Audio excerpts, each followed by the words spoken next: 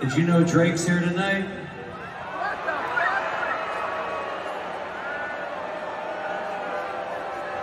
I thought Drake was your homie.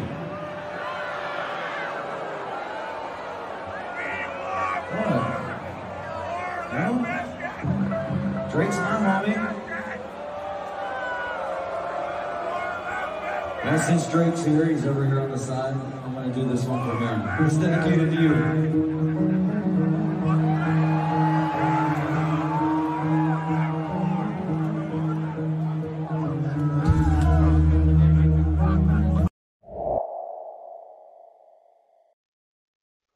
Voilà ce qui arrive quand les gens commencent à se prendre pour le capot.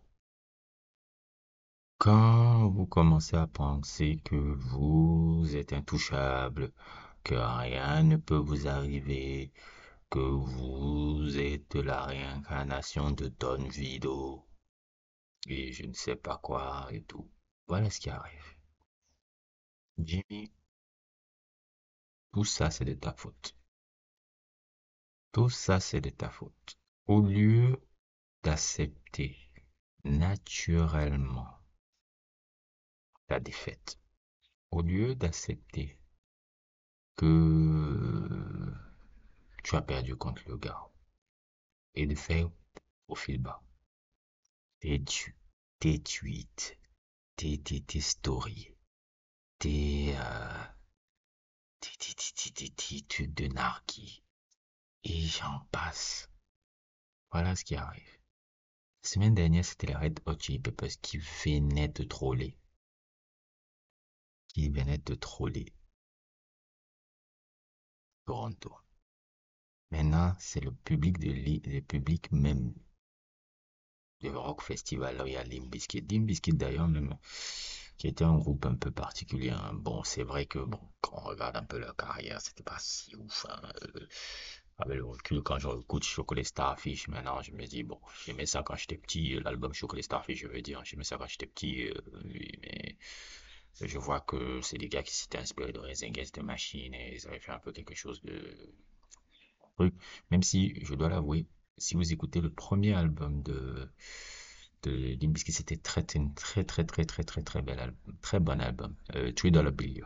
$3 Bill est meilleur que Chocolate Starfish. Je parle pour mes métalleux là. Métalleux. Chocolate Starfish était. Le $3 Bill est 1000 fois meilleur que Chocolate Starfish. C'est là où le groupe avait encore une sorte d'intégrité artistique et tout là. Et je dois avouer, je sais pas comment il s'appelle encore, le bassiste, il était génial. Hein. C'est Wes Borland.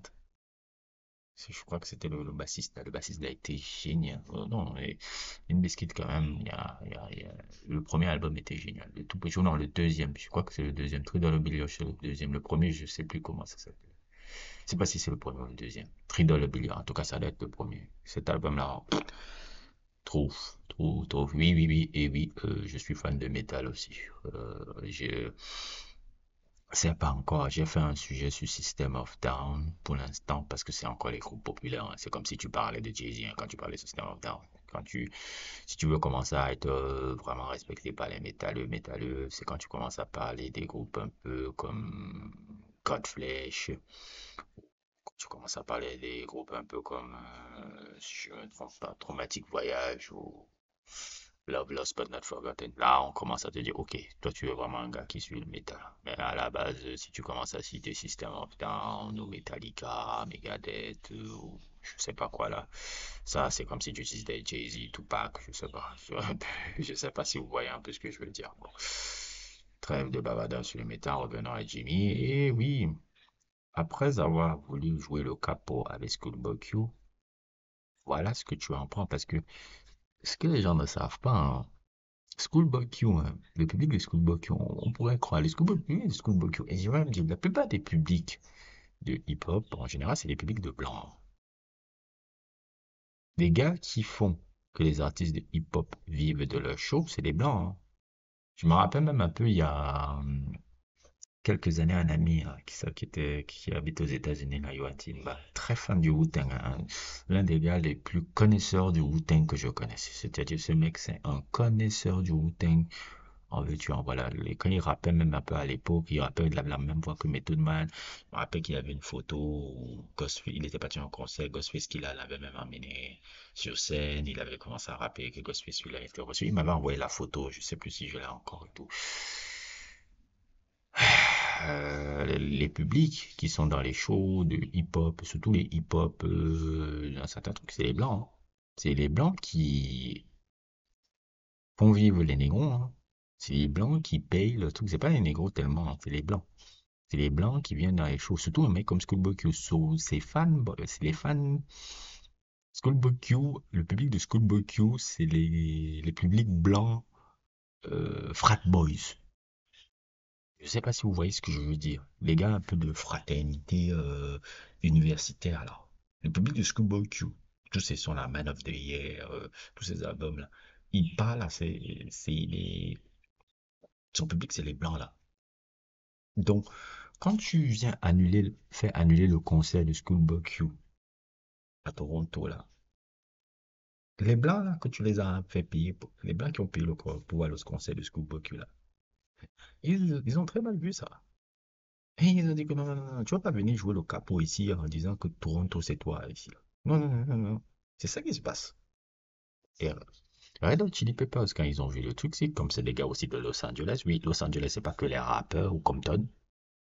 Oui, et Los Angeles, c'est vaste. Les gars de Red Hot Chili Peppers aussi, ils sont venus euh, dire que, hé, les cocos, si vous faites chier là, si vous nous faites encore chier là, ils sont venus aussi avec en trollant, avec les trucs de Kendrick, en montrant des trucs de Kendrick, les Not Like Us et autres et tout, que bon, et si ça commence à faire les trucs, même quand vous venez à Los Angeles, on va commencer à interdire aussi certains de vos artistes, hein.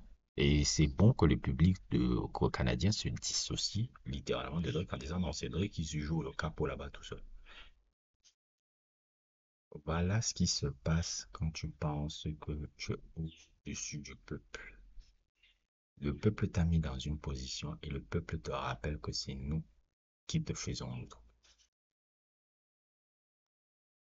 Ta carrière, et je le dis tout de suite, la carrière de Jimmy est terminée. Si on l'a eu déjà à Toronto, c'est que pour moi la carrière du gars est terminée. Il a sorti un son, je sais pas, il y a quelques jours là avec Liliadi. On a vu la catastrophe.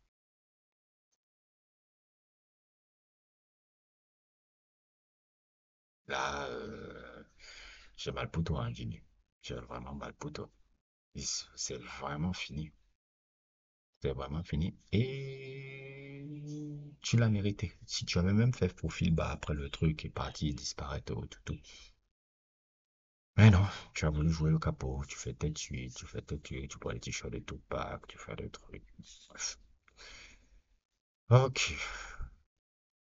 N'hésitez pas à liker, n'hésitez pas à vous abonner et à plus pour d'autres aventures.